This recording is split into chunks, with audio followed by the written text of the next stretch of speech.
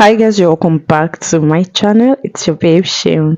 Happy New Year, and this is officially our first video for the year. So we're going to be making this beautiful COWL dress.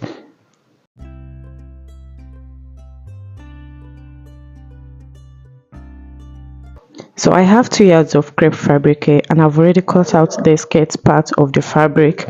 So this is the front piece and the back piece of the skirt. So I added my zipper allowance, and I'm going to set this aside so we can focus on the bodies, which is where the COWL design comes in. So I have my pattern drafted already, and that is what I'm going to be using to cut. So we're going to be cutting out the back piece first. This is because you're going to need to tear up the pattern paper afterwards. So I added my zipper allowance on the fabric because the zipper allowance is not on the pattern paper. So after imputing that, I'm going to cut that out. It's unfold. The pattern paper is not unfold, but you're going to fold your fabric. So after properly arranging, I have my shoulder allowance, I have my side seams allowance, so on the pattern paper. So I'm just going to go ahead and cut that part out before using the same pattern paper to cut out the front piece where the COWL design comes in. So I'm going to open up the zipper space, and I'm going to set those ones aside. So for my zipper bulge elimination, I'm going to come up by 1 inch on the zipper line. That is how I eliminate my zip bulges. I think everyone has their own method, so just going to slant it back to the side. So I'm going to set that aside. We are done with the back piece. Then for this, you're just going to cut through the chest line to the armhole area. Some people actually cut from the bust line. It is perfectly fine. You can do whatever you think or suits you, but I'm going to be cutting mine through the chest line or through the armhole area. Then don't tear it apart, don't dismantle it, just cut it a little. Let there be a little joining. You see, I didn't cut it apart. So I'm going to place it on my folded fabric again, and this time around you're going to properly place it in a way that you're going to stretch out the upper part of this cut fabric. Now this is the point where you're going to measure how much you want your COWL dress to fall, and it also determines how revealing your chest might be. So I did 10 inches here, but I'd advise 8 inches on the average. So you're going to tear it up, you're going to open up your fabric. Like I said, 8 inches is what I'd advise if you don't want your chest to to your bust area to be revealing. So you're going to pin it down properly so it won't start moving around when you're cutting. So just going to go ahead and cut this part out too. So we have our front bodice as well. So you're going to unpin, remove your pattern paper, and here is what we have.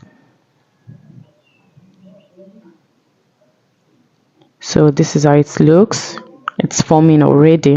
So now the next thing you want to do is you want to cut fabric. You want to cut facing for each of these fabrics that we just cut out. Now this is what you're going to do, because we're going to be using our facing to turn the armhole area. You're going to make sure your facing extend a little past the armhole area. You understand? When I cut it, just make sure it exceeds the armhole area, because you're going to close up the armhole area with the facing. So I've cut out my facing, and I'm going to place it on my fabric, and we have to also cut out facing for the back pieces too, the 2 back pieces. So this is what I'm cutting right now. We're also going to make it extend past the armhole area. So I have my fabrics, I have my facing also. So you're just going to set them, align them, and arrange them properly before we're going to go ahead and pin them down, just for easy sewing. So I'm going to pin my facing to my fabrics, and here is how it looks like.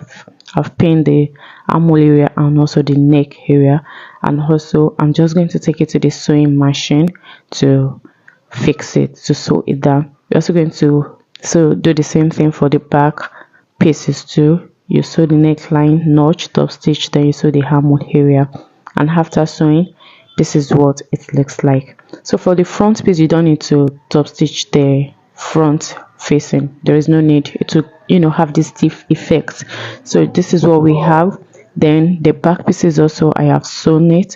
So the next thing you want to do is just to take your skirt pieces and take the front piece to the the bodies for the front, join them together to make a piece. You're also going to do the same thing for the back pieces, join the bodies to the skirt pieces, and for the front, for the left side and also for the right side. After doing that, we're going to have about 3 pieces, 2 pieces for the back and 1 piece for the front.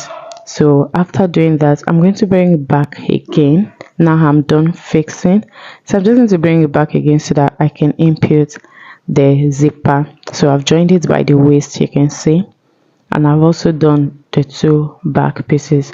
So I'm just going to fix my zipper for the back pieces so we can have just 1 piece for the back and another 1 piece for the front. Make sure your sewing lines are aligned together. Close up and determine how long you want your slit to be, your open slit at the back. So I've fixed my zipper now. Now what you're going to do next is to take your the shoulder and join together. So after joining on the shoulders, you're going to join by the sides with the seam allowance you've provided.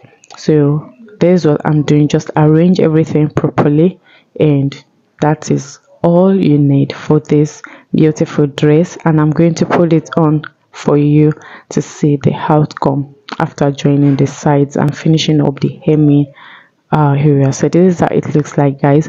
I use 2 yards, don't forget, and please do not forget to hit the subscribe button if you are not yet subscribed, and let me know if there is any style you want us to check out.